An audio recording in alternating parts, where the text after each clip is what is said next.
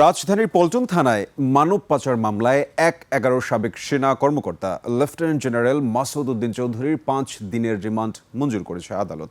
5+ star rating প্রাপ্ত দেশের সর্বোচ্চ বিদ্যুৎ সাশ্রয়ী ওয়ালটন এসি স্মার্ট কমফোর্ট এখন নেক্সট লেভেলে। বিকেলে তাকে আদালতে তোলা হয়। আরিফুল ইসলামের সহায়তায় অনুপ পিয়ালের রিপোর্ট।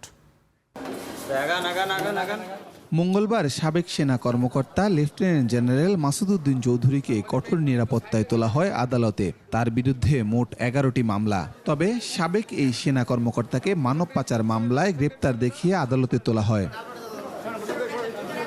সাবেক এই সেনা কর্মকর্তাকে জিজ্ঞাসাবাদের জন্য 5 দিনের রিমান্ডের আবেদন জানায় পুলিশ। আদালত তা মঞ্জুর করে। যে লোকগুলোকে তারা বিদেশে পাঠিয়েছে, সেই লোকগুলো সেখানে মানবতা জীবনযাপন করেছে, তাদেরকে অমানবিক নির্যাতন করা হয়েছে।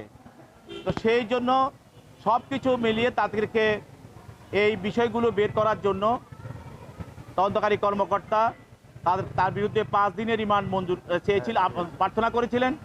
বিজ্ঞ আদালত এই 5 দিনের রিমান্ড মঞ্জুর করে তাকে জিজ্ঞাসাবাদ করার জন্য তদন্তকারী কর্মকর্তার হাতে ন্যস্ত করেন। এর আগে সোমবার মধ্যরাতে রাজধানীর বারিধারা ডিওএইচএস এলাকার তার নিজ বাসা থেকে ঢাকা মহানগর গোয়েন্দা পুলিশ তাকে গ্রেপ্তার করে। অনুপ পিয়াল, 21 টেলিভিশন, ঢাকা।